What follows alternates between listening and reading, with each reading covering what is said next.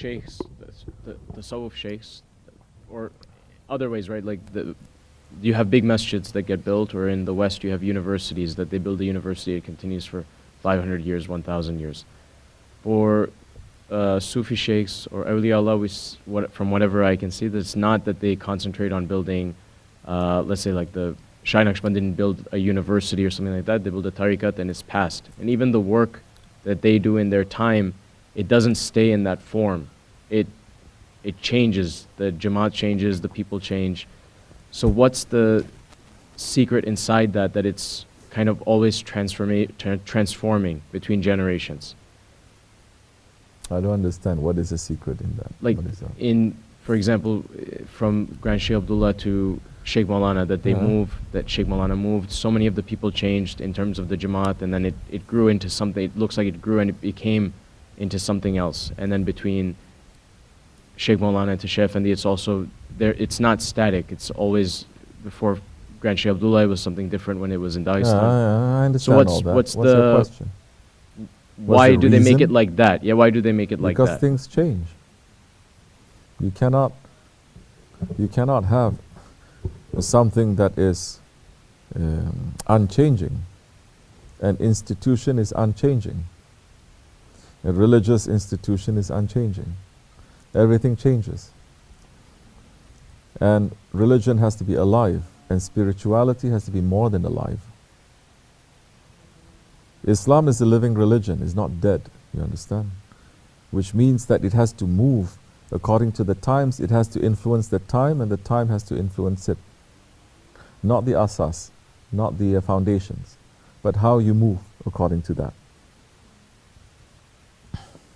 There are times when it has to be open and everywhere. There are times when it's not anywhere at all, it is underground. There are times when it's high, there are times when it's low, there are times when it's in the city, there are times when it's in the mountains. But everything is moving to that big event that is going to happen. Since the beginning, they were preparing for the end. What are believers preparing? Our end. All believers, all religions is preparing people for the end, is not preparing people for this dunya. Is preparing people for this grave and beyond. It is the end. So when we look at the events of this world, there is an end. And they were preparing for that. That was what Holy Prophet ﷺ, giving the secrets to the Sahabe Kiram, what to do from age to age until the end. That was what the Ahlul Bayt were trying to do when they walked past, when they were in Karbala, to walk past that, to prepare themselves for the end. And there are things of the end that people should not know, because this is the war that is going to be between Haqq and Batil, the biggest war the world has ever seen. So why should that information and knowledge that what the good is going to do, what Haqq is going to do, why should Haqq be publicizing it everywhere? Why should they be setting up websites or Facebook pages to talk about what they're going to do? Huh? Your own company boss is not going to tell you what his plans are. Your president is not going to tell you. Nobody. Why you think Allah subhanahu wa ta'ala is going to, although there are hadiths and riwayats and everything, that people are taking this and thinking it is all that there is. It is no, it is more than that. And Allah is also master of, let's say, misdirection. For who? Not misdirection for the believers. For the unbelievers, He will misdirect. Yes? But for the believers, they know, huh? There's an ayat of Allah who says they plan and Allah plans, and Allah is the best of making plans, strategy. Right. So, it is according to the divine order. It is according to the orders of the Holy Prophet ﷺ, how to move. So it has to change. If it doesn't change, then that means it's dead. So the form has to change a little bit, the people have to change a little bit, everything has to change according to what is needed.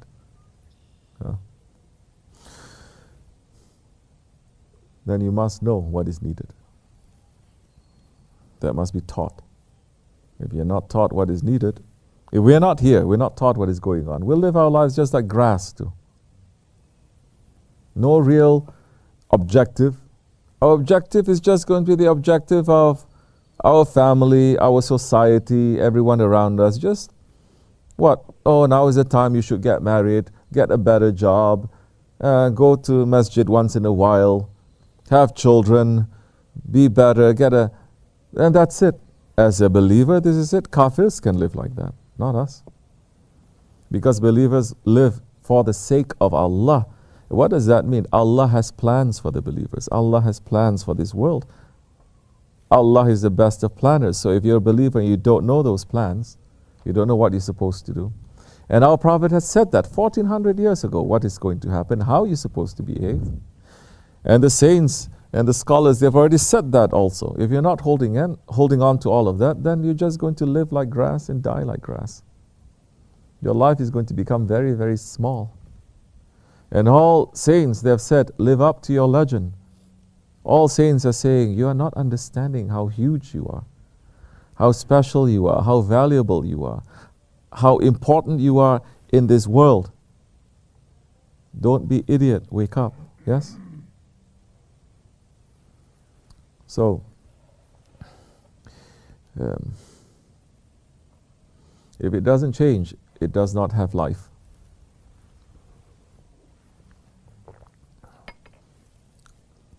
When you start, that's why I said, I don't really like organizing so much like that. Because when religions start organizing like that, that means they're losing it. It has to be so alive that every time you want to capture, you cannot. You move this way, this way, this way, this way. And it has to be more. This is what we're feeling with our Jamaat. There's more. There's infinitely more. There's more. We're not just happy to be here just to, eat and drink, make zikr, and then prepare for Jannat. No. Are people going to understand this? Not too much. We leave them. It's okay. But those whose hearts are a little bit open and they're looking, and you know what? A lot of unbelievers will agree with us. They say this world is messed up. This world is severely messed up. Something has to happen. Yes? Unbelievers believe this. People even call themselves atheists. They say this is very bad. And Allah is putting so much pressure on the Muslims to push them to think this way too. This is not the best of our times. But Muslims are drugged. And the leaders drug them and are drugged too. And they say no. Don't call for any change. We just have to stick with the program and do better, and get better education, get more technology, make more money, run for this dunya, and then we'll be good. Then that time Allah will be proud of us because we'll be able to achieve things. Huh? That's what I'm thinking about the question that Ashraf said. Yes. They really tell their people that, yeah, this is the army of Islam. This is the army of the Prophet, but they don't do anything for they don't. These armies are just sitting, they're not doing anything for Muslims or for Islam. But the people are totally brainwashed in the countries to believe that.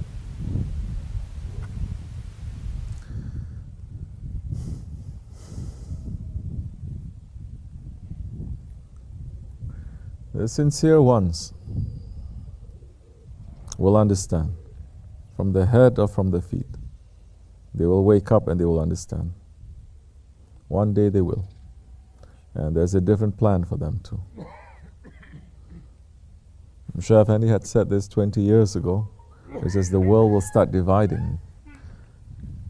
And he has said in this country too there is a division. He says even in the Pentagon or whatever, in the White House, he says it's going to be a clear division. And aren't we living these days when it is clear? It is clear. What is right and wrong. But the people who are doing it, they may not be 100% right.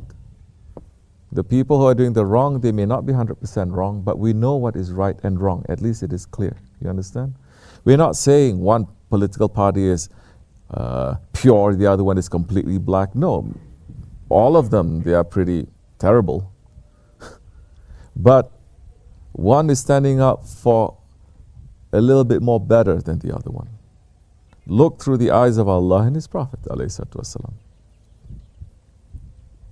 Because they will trick you and they will trick you and they will trick you. And this is between two shar, two evils. And the Prophet says, choose the lesser evil. We have to choose the lesser evil. But at the same time, don't try to move forward. Don't try, Shaykh Maulana Shaykh Efendi says, don't try to be official. Don't try to be in this system, try to work the system, go up. Especially if it's not for you, you're not given the authority or the permission to do that, because you will drown in that. And so many Muslim leaders right now, they're drowning in that. Because what is happening in Palestine, the rest of the world, they're drowning in that. What are you going to do now? Why are you so silent? You are silent because you're buddies. You're buddies with those ones that are cutting our people up and spilling their blood. You're buddies with them because they're the ones who boosted you up for you to sit on those chairs. And now you cannot say anything. So that's a big test. We should not be. This is the time of separation. That's why we are here. Yeah. This is the time of hijrah. That's why we are here. This is not the time of fath, where you are going to open, you're going to conquer, and everything is going to be together. No, this is a time of separation. With that victory, with that opening, with that fath, it is only with Hazrat Mahdi alayhi salam that is going to come. You can try to do it, you will fail. Because there's so many games that people are playing. That's not the advice that the Prophet gave to us. It's not for us. Maybe you have some power somewhere, maybe you have some responsibility here and there, then that's a different directive that is for you, different order that is for you. But for the awam generally, for them, no, it's not.